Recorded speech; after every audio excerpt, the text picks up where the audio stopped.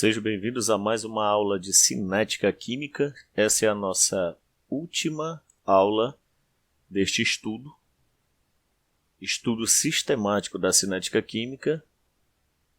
Eu sou o professor José Pinheiro da Costa Júnior e essa é a nossa terceira videoaula. Hoje nós vamos trabalhar a questão da concentração dos reagentes. E não vai ser só isso, nós vamos também trabalhar a determinação das ordens de reação, a equação de velocidade, tudo através da metodologia de funções exponenciais, ou melhor dizendo, equações exponenciais. A concentração dos reagentes fala o seguinte: quanto maior a concentração dos reagentes, maiores serão os choques das partículas e, portanto, será maior a velocidade da reação. Por tudo que já foi falado antes, aí não há nem o que acrescentar. Aumentou a velocidade de reação devido à concentração dos reagentes, isso aí é um fato que é notório. Por quê? Porque quanto maior o número de partículas, maior a interação entre essas partículas. Logo, a velocidade também aumenta. Mas agora a gente vai trabalhar a questão da lei de velocidade, que está intrinsecamente relacionada à concentração das substâncias. Bom, uma equação química, ela geralmente é dada nessa forma: AA mais BB, CC mais DD. Aí você vai dizer assim, o que é isso? Não estou entendendo. Não. Inclusive aqui pode ter até todo o alfabeto numa equação química, mas isso aqui é apenas a título de representação para que nós possamos, na verdade, desenvolver uma metodologia matemática para chegar naquilo que nós almejamos, que é a equação de velocidade. Então, esse Azinho, A pequeno, ele representa o coeficiente estequiométrico lá da estequiometria. A equação química, ela tem o que na frente de cada substância? Um coeficiente, que vem também do balanceamento das equações e que é consequência da lei de Lavoisier. A soma total das massas antes tem que ser igual à soma total das massas depois. Muito bem. O que é interessante aqui, de forma bem direta, porque isso aqui tem fundamentação matemática, a título de nível superior, nós conseguimos chegar nessas expressões, mas a gente pode, de forma bem direta, falar o seguinte, que a velocidade ela é proporcional às concentrações dos reagentes A e B, elevadas a expoentes que são determinados experimentalmente, que são quem? X e Y. No caso, aqui nós estamos falando de apenas dois reagentes, tá? Nós estamos falando apenas de dois reagentes. Então, o que é que acontece? Se são dois reagentes, X e Y. Se fosse 3, X, Y, Z e assim sucessivamente. Então, a equação de velocidade ela é proporcional ao produto dessas concentrações. Porém, é necessário que aqui nós coloquemos uma constante, que a gente chama de constante de velocidade. Por quê? Porque nós só podemos, de fato, igualar duas grandezas que são diferentes, velocidade e concentração, ou qualquer outro tipo de grandeza, desde que seja diferente, se nós tivermos uma constante de velocidade. Muito bem. Como é que a gente vai colocar, então, na equação? Olha só. X e Y são chamados ordens de reação.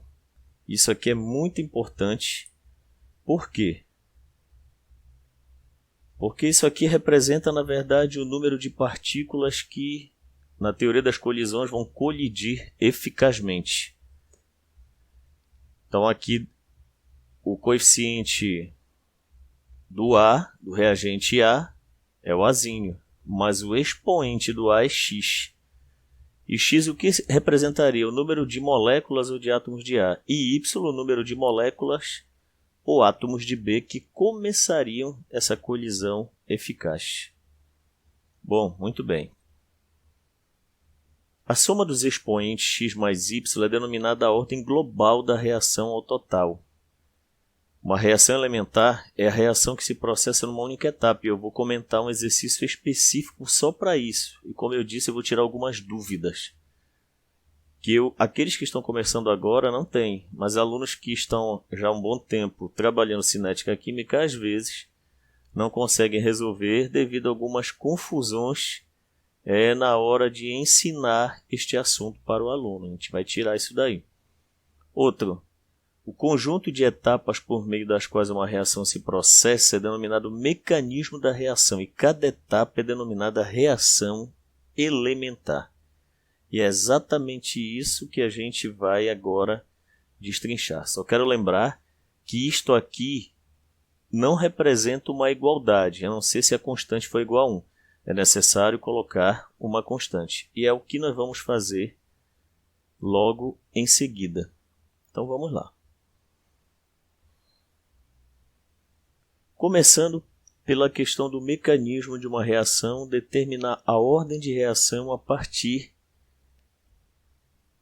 do que nós chamamos de etapa lenta. Se nós, por exemplo, viajássemos de carro e fôssemos aumentando a velocidade e diminuindo sucessivamente, a gente gastaria mais tempo na estrada, no maior percurso, provavelmente, e com a velocidade mais lenta. Ou seja, quando a velocidade é lenta, ela determina a velocidade média da reação. Em física nós aprendemos que a velocidade que determina, aquela que perdura por mais tempo, é a velocidade mais lenta. Bom, aqui o que é que nós temos? Nós temos uma reação, está dizendo aqui 2A mais B produz A2B. Só que essa reação aqui, isso aqui é a reação direta, e nenhuma reação dificilmente se processa de forma direta. Tem os seus mecanismos. O que são mecanismos? São as etapas. Aqui está dizendo o seguinte, que A mais A reage para formar A2. A2 reage com B para formar A2B. Só que aqui, para se chegar nesta reação geral, e se nós somarmos, iria cortar este com este, ficaria A mais A2A, aqui B, cortando este com este, sobraria A2B, que é exatamente a equação de cima. Mas o que determina a velocidade de uma reação é a etapa lenta. E a etapa lenta ela depende, na equação de velocidade, apenas dessas duas substâncias, A e mais A.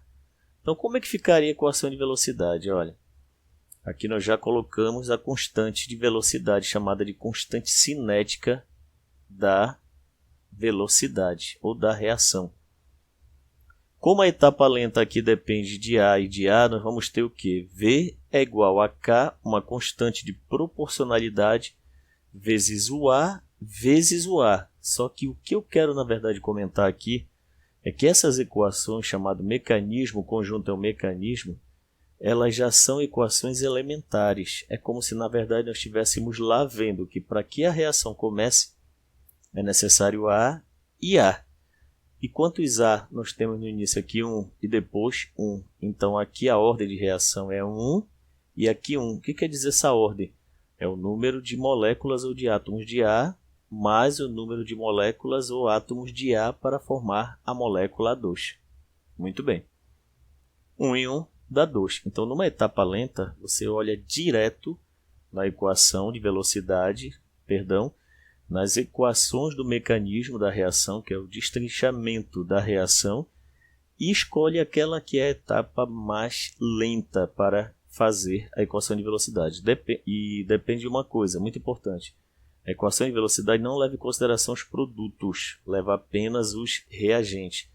Então, se fosse por um acaso essa aqui a mais lenta, seria a concentração de A2 vezes a concentração de B. B seria A2 vezes a concentração de B. Só que essa aqui é rápida, então essa aqui que é lenta. A concentração de A vezes a concentração de A. Bom, por que eu estou falando isso? Porque eu já vi por aí algumas resoluções que são erradas. Tipo, pega aqui a equação de velocidade e coloca assim.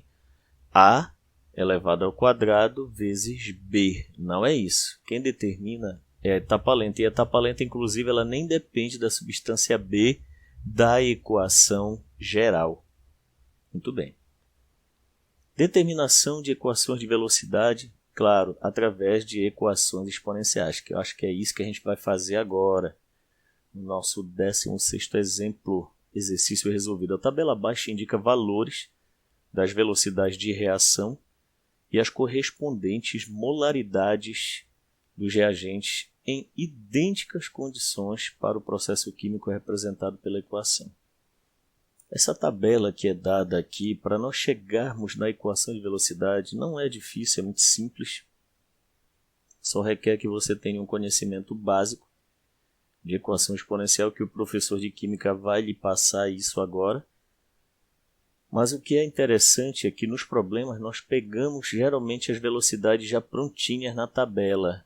E vai ter uma atividade que o professor José Pinheiro fez, que sou eu, onde eu determino essas velocidades e essas concentrações. Porque quando nós pegamos aqui esse quadro, está tudo bom e barato, vamos dizer assim. Está tudo acabado, tudo prontinho.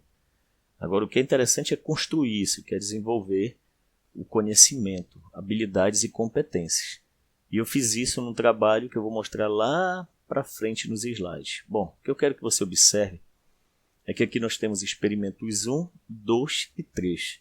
A velocidade foi medida no experimento 1 com as concentrações de x, 5 e 10. X, no caso, e y são reagentes. Agora não está usando A nem B, maiúsculos.